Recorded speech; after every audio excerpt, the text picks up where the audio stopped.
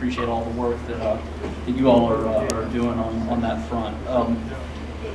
Just a little bit about Pam, the First Lady. I first met her actually on the first day I met the governor in 2008 when I was working on marketing for Senate campaign in Norfolk. And a lot of times when you're meeting political figures, you build a relationship with them before you meet their spouses or significant others. And this was a unique situation for me because I've known Pam the whole time that I've known the governor. I used to work for him as a legislative aide in the General Assembly.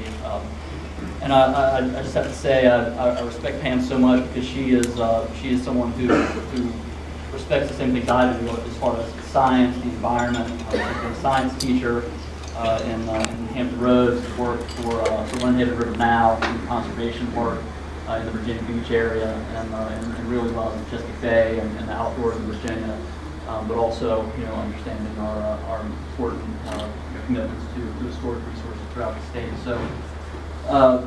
Just wanted to say also that the real honor here for me in introducing Pam is that she's one of the best people and one of my favorite people that I've had the pleasure of meeting in my life. She's just so genuine, has embraced me from the time that I met her and throughout my years working with the governor and in the state senate. And no reason to be such a warm, kind, caring person, but she is, and I'm thankful to have her in my life, and you should be too. So, First Lady of Virginia, Pam.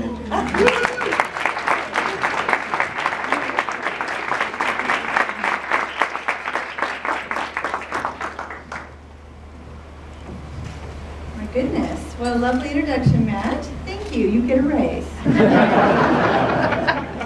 Thank you, Julie, for inviting me tonight. And Matt, again, we have known each other for a while. We share a deep passion for conservation and preservation, and I look forward to working with you for the next 4 years. Well, it's an honor to be here with you all this evening. So many wonderfully dedicated preservation advocates, organizations like Preservation Virginia, who are committed to protecting our Commonwealth's cultural, architectural, and historic heritage resources today and for our future generations.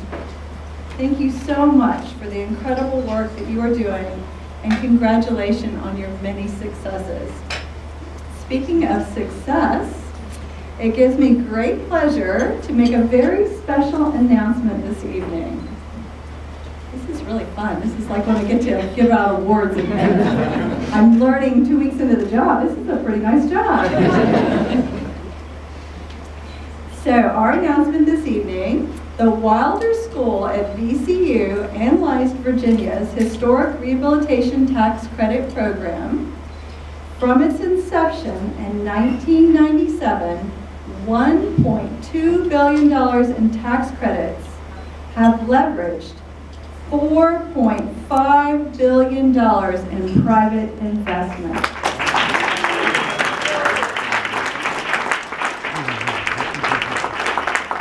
I don't think you need to be a mathematician to get those figures.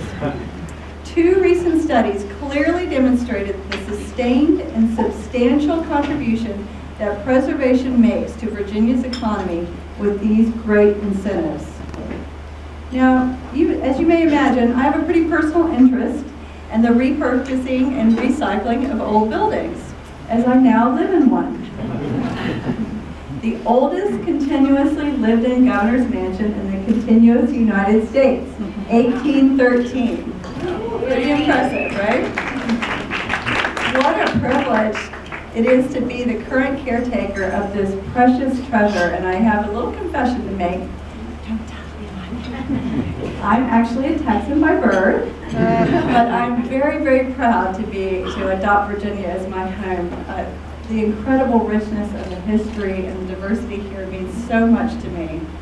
And I tell you, it has had a few challenges in living in the mansion and this great treasure that we have, like our dog who won't go upstairs, and avoiding the tours when I head out in my old running clothes. Doesn't look good. But what a joy to live with such beautiful architecture and with the amazing stories and tantalizing mysteries. To see Patrick Henry, Pocahontas, and George Washington Okay, well maybe just their portraits, but still. Although there are some pretty good ghost stories. My daughter's company bought a beautiful old post office building built during the Depression, and they were able to rehabilitate the building and use it for their software development company because of the incentives of the state historic rehabilitation tax credits. This is not only preserving history for future Virginians, it is often more environmentally friendly and sustainable to reuse rather than build new. Hard to believe that the study found that much of that $4.5 billion, as Ralph likes to say, that's billion with a B, folks, in private investment would have gone untapped without the state's tax credit being available to property owners, developers, entrepreneurs, and businesses like my daughter's. For 20 years, this program has encouraged the rehabilitation, reuse, and preservation of thousands of historic buildings throughout our Commonwealth. Often those anchor projects spur revitalization and economic growth in what was once vacant and blighted areas. This in turn creates employment opportunities in so many areas, including construction, retail, and tourism. I thank you again. Ralph and I both thank you for caring for our rich past and preparing us for an amazing future. Thank you so much. Congratulations.